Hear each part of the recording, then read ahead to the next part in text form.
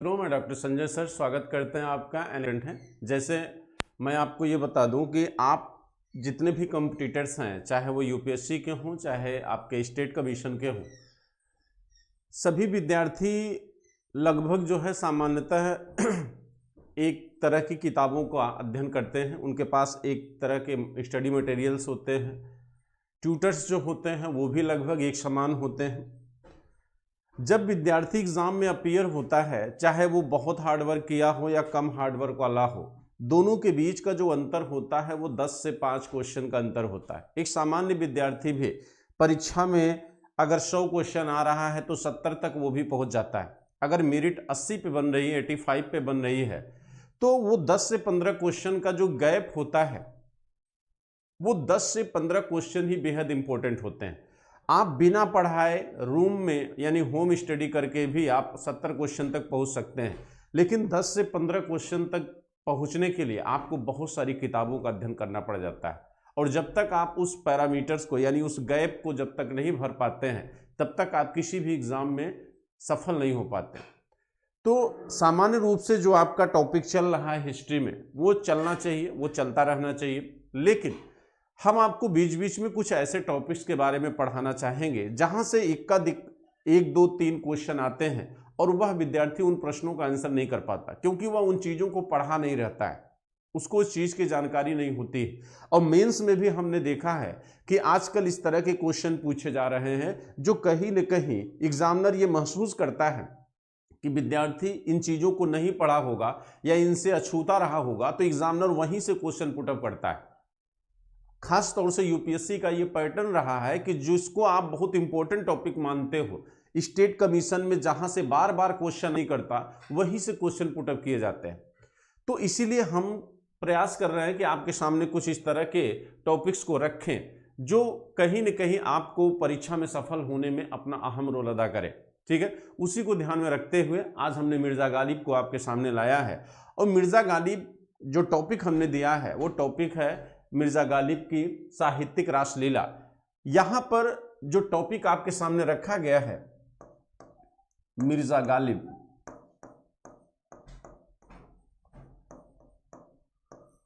मिर्जा गालिब की साहित्यिक रासलीला।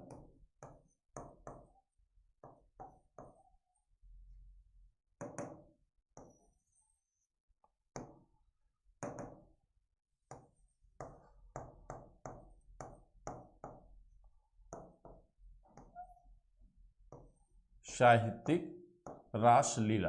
देखिए मित्रों, यहां पर रासलीला का जो संबंध है वो प्रेम से है।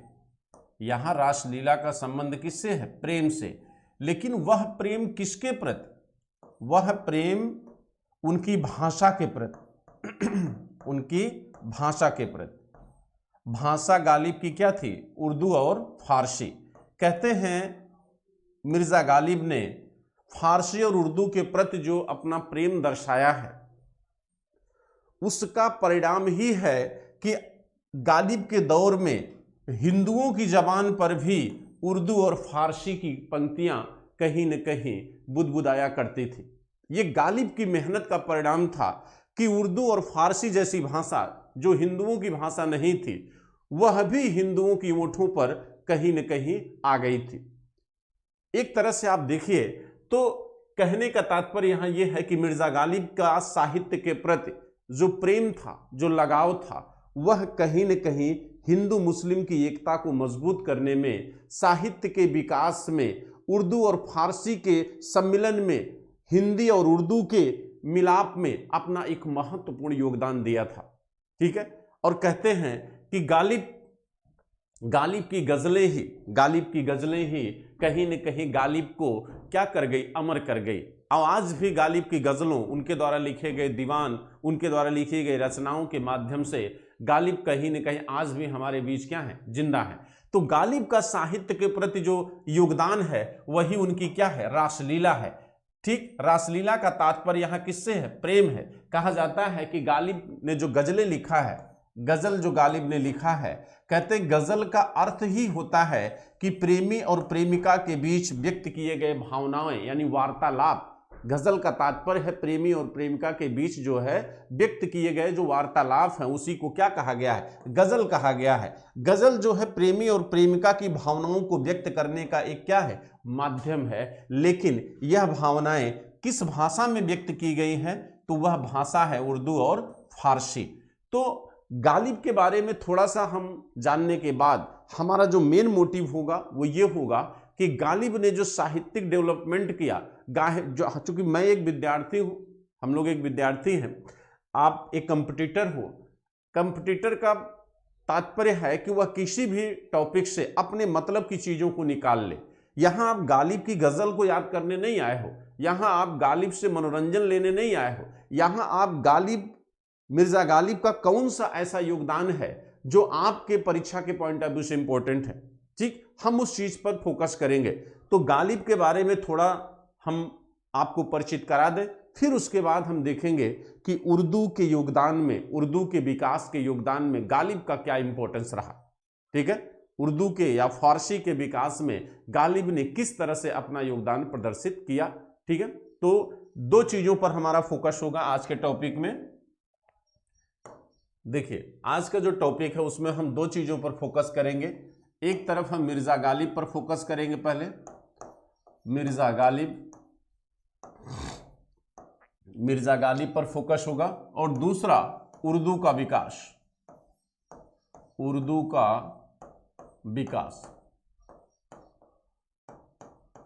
का विकास, फिर मिर्जा गालिब का उर्दू के विकास में योगदान। फिर हम यहां दोनों को जोड़कर देखेंगे कि मिर्जा गालिब ने उर्दू एवं फारसी के विकास में क्या योगदान अपना दिया। ठीक है, यह हमारा मेन टॉपिक होगा। तो पहले मिर्जा गालिब के बारे में देखेंगे।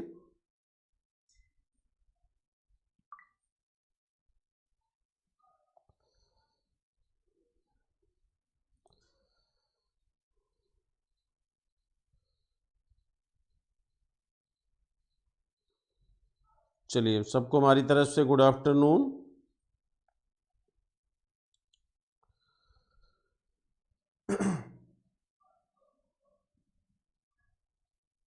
ठीक, चलिए, तो सबसे पहले मिर्जा गालिब के बारे में हम देखते हैं।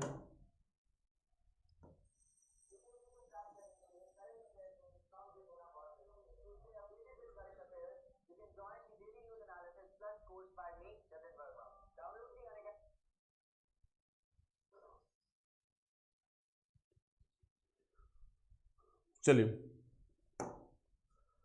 देखिए, कहते हैं मिर्जा गालिब के बारे में पहले हम देखेंगे।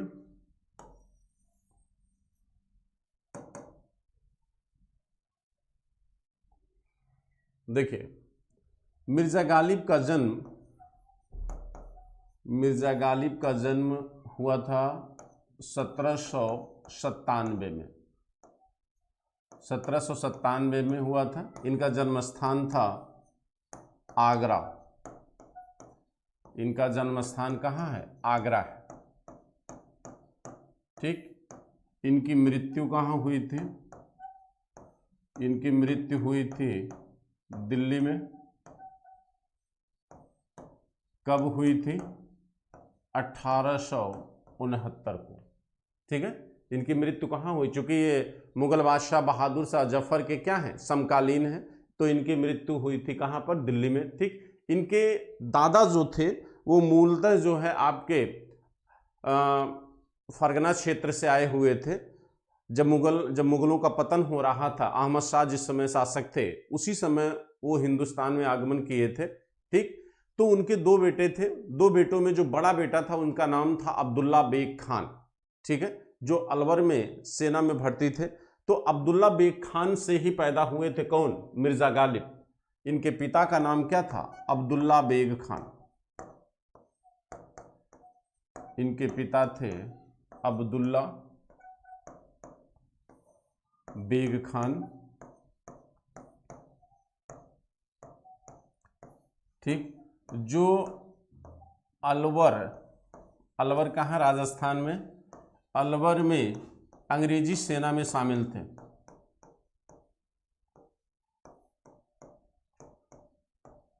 अंग्रेजी सेना में शामिल थे। लेकिन कहा जाता है कि जब गालिब 5 वर्ष के थे तभी इनके पिता की क्या हो जाती है, मृत्यु हो जाती है, जिसकी वजह से इन्हें अपने चचा नसरुल्ला खान बेग के पास जाना पड़ा। इनके चाचा थे नसरुल्ला खान बेग, नसरुल्ला खान बेग, जो आगरा में थे। कहाँ पे थे? आगरा में। तो 5 वर्ष के जब थे मिर्जा गालिब साहब, तभी इनके पिता की मृत्यु हो जाती है एक युद्ध में, जिसके कारण इन्हें अपने चाचा नसरुल्ला खान बेग के पास जाना पड़ा, जो कहाँ थे? आगरा में। और यह भी घुड़सवार सेना में शामिल थे। यह भी क्या थे? घुड़सवार सेना में शामिल थे। लेकिन कहा जाता है कि जब मिर्जा गालिब साहब 9 वर्ष के थे तभी इनके चाचा की भी क्या हो जाती है? मृत्यु हो जाती है। तो यह एक दुर्भाग्य था मिर्जा गालिब के लिए कि बचपन में ही मिर्जा गालिब अनाथ हो गए। ठीक, इनके चाचा और इनके जो पिताजी थे वो बचपन में ही उनकी क्या हो जाती है? डेथ हो जाती है। लेकिन कहा जाता है मिर्जा गालिब की जो शिक्षा थी वह 7 वर्ष से ही प्रारंभ हो चुकी थी, और कहा जाता है कि 11 वर्ष तक होते होते मिर्जा गालिब ने फारसी और उर्दू दोनों भाषाओं का ज्ञान क्या किया? अर्जित किया। कहाँ पर? आगरा में। ठीक, इनके गुरु हुआ करते थे अब्दुल समद। इनके गुरु थे अब्दुल समद। इनके मिर्जा गालिब के गुरु थे अब्दुल समद।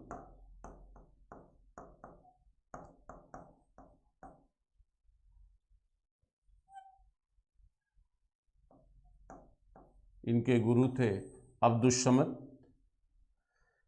कहा जाता है कि 13 वर्ष में इनका विवाह हुआ। इनकी पत्नी का नाम था उमराव बेगम। इनकी पत्नी थी उमराव बेगम। उमराव बेगम इनकी क्या थी? पत्नी थी। ठीक है, अभी हम देखिए आपको मिर्जा गालिब के विषय में एक बेसिक जानकारी दे रहे हैं, आप परिचय उसको कर सकते हैं, इंट्रोडक्शन है मिर्जा गालिब का। तो इनकी पत्नी का नाम था उमराव बेगम। बाद में कहा जाता है कि ये मुगल बादशाह बहादुर शाह जफर के समकालीन थे। इस समय मुगल बादशाह कौन था? बहादुर शाह जफर। मुगल बादशाह बहादुर शाह जफर थे इस समय, बहादुर शाह जफर। और आप जानते हैं कि मोहम्मद बादशाह बहादुर शाह जफर स्वयं जफर नाम से कविताएं लिखते थे। बहादुर शाह जफर इनके समकालीन थे, मोहम्मद बहादुर शाह जफर। बहादुर शाह जफर ने इन्हें राजकीय कवि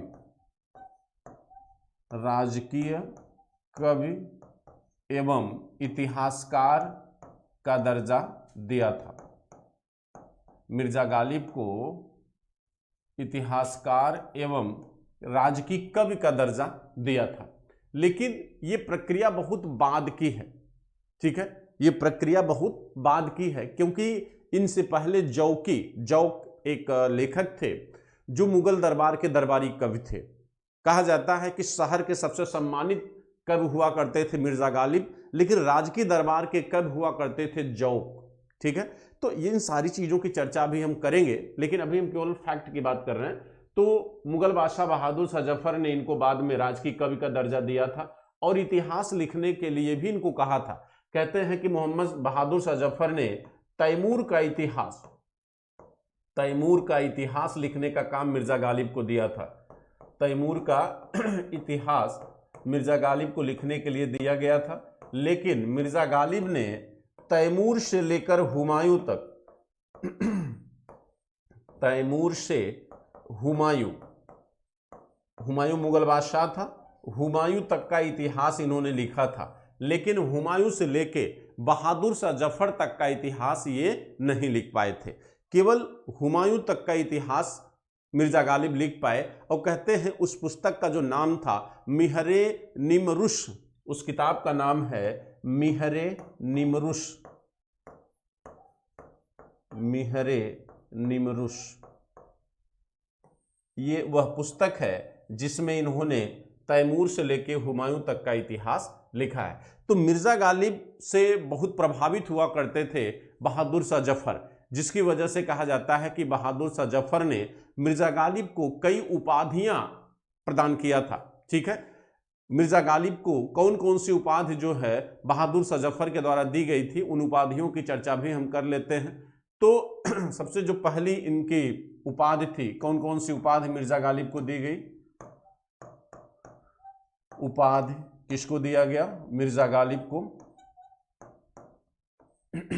मिर्जा गालिब, ठीक है।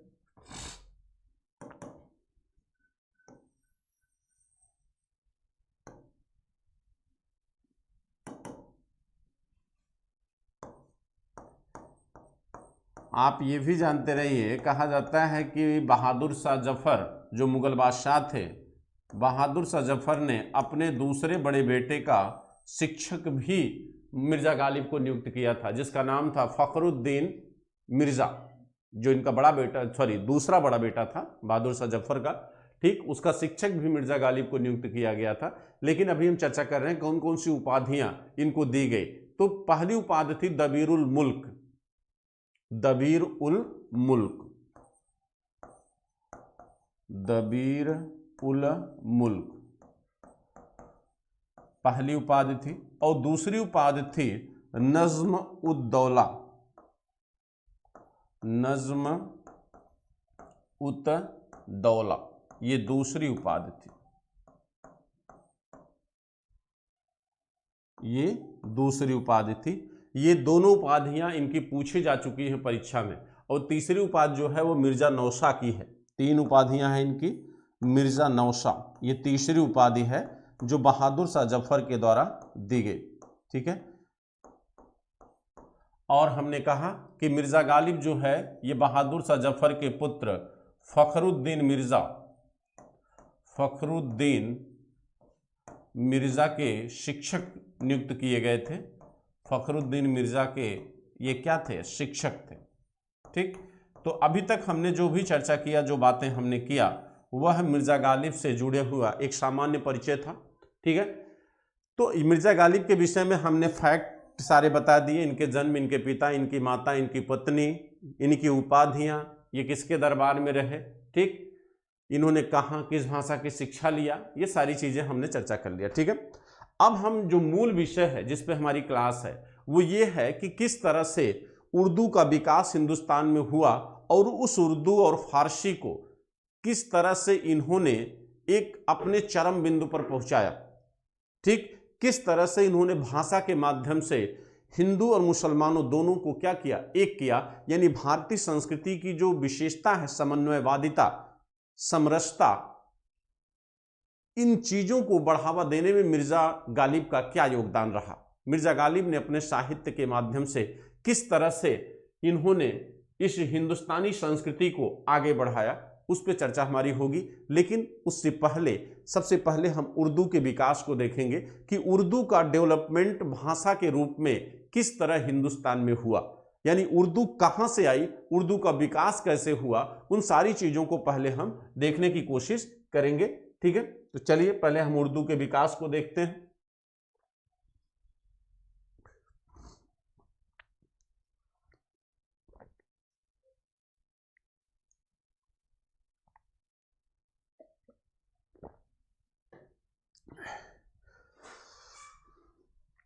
देखिए,